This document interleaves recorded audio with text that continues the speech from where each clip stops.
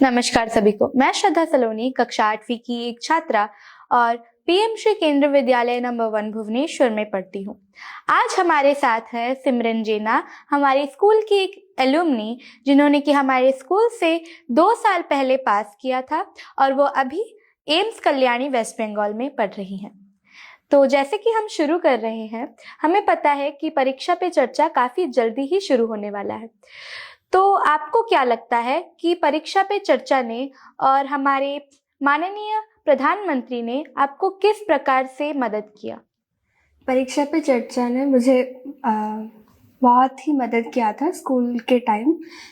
School में हमें परीक्षा पे चर्चा दिखाया जा रहा था और वहाँ से प्राइम मिनिस्टर के बहुत सारे मैसेजेस हमें बहुत हेल्पफुल होता था। एक मैसेज था कि एग्ज़ाम के टाइम हमें डरना नहीं है और कॉन्फिडेंट रहना है और खुद के स्ट्रेस को मैनेज करना है। ये एक मैसेज था प्राइम मिनिस्टर का जो कि मुझे बहुत अच्छा लगा था उस टाइम जब मैंने देखा था परीक्षा पे चर्चा। तो सबसे पहले आपको परीक्षा पे चर्चा कहाँ से इसके बारे में पता चला था और आप अपने जूनियर्स को क्या मैसेज देना चाहेंगे परीक्षा के चर्चा के बारे में? परीक्षा पे चर्चा तो हमें स्कूल में ही दिखाया जा रहा था, तो वहीं से ही मुझे पता चला था। स्कूल में हमें दिखाया जा रहा था तब। और जूनियर्स को मैं ये मैसेज दूंगी कि वो भी परीक्षा पे चर्चा देखें और प्राइम मिनिस्टर जो भी बोलते हैं उनके मैसेजेस बहुत अच्छे हैं, वहाँ से कुछ सीखें। वो अपना टाइम निकाल के हमारे लिए हर साल परीक्षा पे चर्चा का प्रोग्राम अरेंज करते हैं, तो उनसे बहुत अच्छे अच्छे मैसेजेस हो देते हैं, तो उनको बोलूँगी कि अब देखें। तो अब जैसे कि हम आगे बढ़ रहे हैं, हमें अच्छा लगेगा अगर हम आपके समय में थोड़ा पीछे जाएं, आपके स्कूल के लाइफ के बारे में जानने के लिए। तो सबसे पहले मैं ये पूछना चाहूँगी कि आप अपने स्कूल लाइफ में एक कैसे छात्र थे और आपको स्कूल की ऐसी कौन सी मेमोरीज है जो कि आपके दिल के बहुत पास है?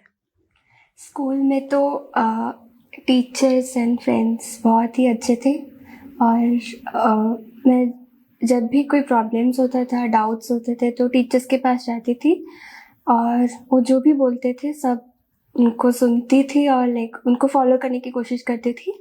मेरे सारे टीचर्स अच्छे थे, तनुजा मैम केमिस्ट्री टीचर हैं, फिज़िक्स के teacher एलिम Sahu sir, Pallavi ma'am और प्रदीप सर, वो सब लोग सपोर्ट किए थे। कुछ भी डाउट होता था तो उनसे पूछती थी एंड जो भी बताते थे उनको फॉलो करती थी। एंड इवन आफ्टर पास करने के बाद भी, स्कूल से आने के बाद भी उनसे टच में रहती थी और वो लोग मोटिवेट करते थे। फ्रेंड्स भी अच्छे थे, फ्रेंड्स लोगों के साथ भी बातें करती थी और वो भी सपोर्ट करते थे। आपको क्या लगता है कि हमारे विद्यालय के माननीय प्रिंसिपल सर ने आपके ज़िंदगी में क्या रोल निभाया है? सर केमिस्ट्री के कुछ मैं केमिस्ट्री में थोड़ा इनिशियली वीक थी, तो सर केमिस्ट्री के ऐसे शीट्स बना के दिए थे हमें जिसमें कि बहुत सारे क्वेश्चंस थे। तो लास्ट एंड के टाइम एग्ज़ाम के टाइम मैंने वो सब कुछ प्रैक्टिस किया था और मुझसे मेरा स्ट्रॉन्ग हो गया केमिस्ट्री और बहुत हेल्पफुल थे वो क्वेश्चन सारे, और उसके लिए मेरा केमिस्ट्री अच्छा हो गया, इसलिए मैंने I would like to thank him for that. तो आपको क्या लगता है कि आपके विद्यालय के समय में आप एक किस प्रकार के छात्रा थे? आप कौन से एक्टिविटीज़ में ज़्यादा इन्वॉल्व रहते थे और आपको सबसे ज़्यादा क्या करना पसंद था? स्टडीज़ को छोड़ के मुझे पेंटिंग करना पसंद था, तो जब भी मौका मिलता था तो मैं पेंटिंग करती थी और कंपटीशंस में पार्टिसिपेट करती थी। ड्राइंग कंपटीशन हो गया तो उसमें। नीट की प्रिपरेशन के लिए आपको सबसे पहले कब इस बात का आपको सोच आया कि मुझे डॉक्टर बनना है, मुझे नीट की प्रिपरेशन करनी चाहिए? वैसे तो बचपन से ही मन था डॉक्टर बनने का, बट नीट के बारे में पता चला जब मैं 7th या फिर 8th क्लास में थी, तब से पता चला एंड फिर मैंने प्रिपरेशन अपने 11th स्टैंडर्ड से स्टार्ट की। तो आपको ऐसा कोई समय आया जब आपको बहुत कठिनाइयाँ आई और आपको लगा कि आपको स्ट्रेस्ड फील हुआ, और अगर हाँ तो आपने उस समय को कैसे ओवरकम किया? प्रिपरेशन के टाइम तो बहुत बार ऐसे स्ट्रेस फील होता है, लाइक पैनिक होता है, बट फिर मैं रिलैक्स होती हूँ, थोड़ा सा रिलैक्स करती हूँ और थोड़ा सा ब्रेक लेती हूँ, लाइक छत पर जाके थोड़ा घूम लेती हूँ या फिर पार्क चली जाती हूँ, दोस्तों से बात कर लेती हूँ या फिर फैमिली से बात कर लेती हूँ, तो अच्छा हो जाता है। फिर लाइक थोड़ा सा रिचार्ज होना पड़ता है बीच बीच में, फिर आपको अच्छा लगेगा। आपको किस चीज़ ने सबसे ज़्यादा मोटिवेट किया एक ऐसा कठिन गोल लेने के लिए? पहले से ही मेरा मन था लाइक लोगों को हेल्प करना, और ये डॉक्टर बन के ही मुझे लगता था कि हाँ हो पाएगा, तो इसलिए मैं ये पाथ चुनी। और आपके स्कूल की पढ़ाई के साथ साथ आपने नीट की प्रिपरेशन को कैसे समय दिया, और आपने नीट क्लियर कैसे किया स्कूल की पढ़ाई के साथ साथ?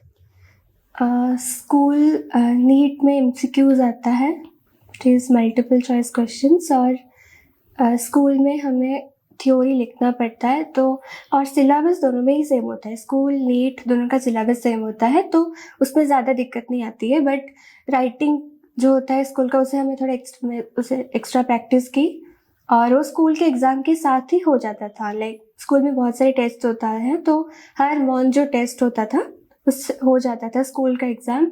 और नीट के लिए भी मैं एमसीक्यूज और मॉक टेस्ट देती रहती थी, तो नीट का प्रिपरेशन उसके साथ हो रहा था। और बात करते हैं अभी कि आपका जो स्टडी रूटीन था वो कैसा था? आपका क्या कोई फिक्स स्टडी रूटीन था, या फिर आप कितना समय देती थी पढ़ाई के लिए? मेरा ऐसा कुछ फिक्स स्टडी रूटीन नहीं था, लाइक कि मुझे 10 घंटा 12 घंटा पढ़ना है। मैं हर दिन अपना एक गोल फिक्स करती थी कि मुझे इस सब्जेक्ट में मुझे इतना ही पढ़ना है आज, तो वो जब कंप्लीट हो जाता था तो फिर मेरा हो जाता था। लाइक मैं फोकस उसी में ही करती थी कि हर दिन मुझे हर सब्जेक्ट में कितना पढ़ना है, नॉट कि हर सब्जेक्ट को मुझे कितना टाइम देना है, मेरा उस टाइप का था। और आपकी तरह जो बड़े बड़े सपने देखते हैं हमारे स्कूल के जो स्टूडेंट्स हैं, उनके लिए आप क्या मैसेज देना चाहेंगी? स्कूल के स्टूडेंट्स को मैं ये मैसेज देना चाहूँगी कि आप कंसिस्टेंटली पढ़ते रहिए और अपने ड्रीम्स को फॉलो कीजिए, चाहे कुछ भी हो आप उन्हें फॉलो कीजिए। वही। तो इतने कठिन परिश्रम और प्रिपरेशन के बाद एम्स में जाना एक बहुत बड़ा चेंज रहा होगा, तो आपको क्या लगता है कि एम्स की ज़िंदगी और आपके स्कूल की ज़िंदगी कैसे अलग थी, और आपको सबसे ज़्यादा सरप्राइज्ड किस बात पे लगा वहाँ पे पहुँच के? एम्स में जाने के बाद फर्स्ट ऑफ ऑल कंपटीशन तो बहुत इंक्रीज़ हो गया, बिकॉज वहाँ बच्चे मतलब वहाँ सारे ही अच्छे बच्चे हैं और सब अच्छे हैं पढ़ने में। और वहाँ फिर हमारा सिलेबस लाइक बहुत ही चेंज होता है, लाइक हम जितना 12th तक जैसे पढ़ते थे वहाँ से बहुत ही अलग है, वहाँ पे जाके जो सब्जेक्ट्स हैं वो सब कुछ अलग ही है। तो ये तो मेजर चेंज है एम्स में जाके। और एक बात है कि हम जितना स्ट्रेस लेते थे 12th तक उतना स्ट्रेस नहीं है, बट स्टिल है स्ट्रेस। वही है। तो इसके बाद आपको क्या लगता है कि आप फ्यूचर में आपके और भी क्या सपने रहेंगे? फ्यूचर में अब तो 5.5 ईयर्स MBBS करना है, उसके बाद फिर PG करके आगे फिर देखना है। अभी जैसा कि हम जानते हैं कि आजकल सोशल मीडिया की ज़िंदगी में सब कोई घुसा हुआ है। आजकल के विद्यार्थी भी हमेशा सोशल मीडिया में ही लगे रहते हैं। तो इस बात पे आपको क्या लगता है कि सोशल मीडिया हमारे लिए हानिकारक है या यूज़फुल है? और किसी भी बड़े चीज़ की तैयारी करने के लिए, पढ़ाई करने के लिए क्या हमें सोशल मीडिया में रहना चाहिए या नहीं? सोशल मीडिया हानिकारक भी है एंड यूज़फुल भी है, डिपेंड करता है कि हम उसे कैसे लेते हैं। तो जैसे कि मैं ज़्यादा यूज़ नहीं करती थी, लाइक इंस्टाग्राम एंड फेसबुक ये तो था नहीं मेरा ड्यूरिंग प्रिपरेशन। और यूट्यूब लाइक इन दोनों से हमें थोड़ा लाइक दूर रहना ही पड़ेगा ड्यूरिंग प्रिपरेशन। एंड यूट्यूब से हम पढ़ सकते हैं थोड़ा बहुत, अगर कुछ डाउट आता है तो कभी कभी हम यूट्यूब से पढ़ सकते हैं, बट कम्प्लीटली उसमें रिलाई करना भी अच्छी बात नहीं है। थोड़ा मोटिवेशन कभी कभी देख लिया वीडियोस एंड ऑल, ठीक है, बट ज़्यादा हम उसमें रिलाई नहीं कर सकते। तो मोस्टली हमें सोशल मीडिया से थोड़ा बच के रहना है। और अभी जैसे कि काफ़ी सारे बच्चों की दिक्कत रहती है कि हम कैसे टाइम मैनेजमेंट करें, हमें अपने पर्सनल लाइफ और हमारे इंटरेस्ट्स को भी टाइम देना है, लेकिन वो पढ़ाई से निकल के उन्हें टाइम नहीं दे पाते। तो आपको क्या लगता है कि आपके एकेडमिक्स के साथ आप अपने इंटरेस्ट्स, अपने पर्सनल लाइफ को कैसे मैनेज करते हैं? हाँ, ये बहुत इम्पोर्टेंट है कि हम एकेडमिक लाइफ के साथ अपने पर्सनल इंटरेस्ट को भी मैनेज करें। जैसे कि मुझे पेंटिंग पसंद था, तो फिर ऐसा नहीं कि मैं बस पढ़ती ही रहती थी। जब मुझे टाइम मिलता था मैं पेंट करती थी। इससे मुझे मेरे माइंड को थोड़ा फ्रेश करने के लिए या फिर रिफ्रेश करने के लिए हेल्प करता था और रिलैक्स होने के लिए। ऐसे कंसिस्टेंटली पढ़ना भी नहीं चाहिए, थोड़ा बहुत रिलैक्स भी करना चाहिए, एंड ड्यूरिंग दैट टाइम हम अपने इंटरेस्ट को टाइम दे सकते हैं। लाइक कुछ नोवेल्स पढ़ लिए या फिर बाहर जाके हम खेल भी सकते हैं। मैं बैडमिंटन खेलती थी। खेल तो आपके साथ समय बिता के हमें बहुत अच्छा लगा, और आपने जो आपके बहुत ज़्यादा मोटिवेटिंग और इंस्पायरिंग वर्ड्स कहे हमें, उससे हम सभी को बहुत ज़्यादा हेल्प मिलेगी। धन्यवाद।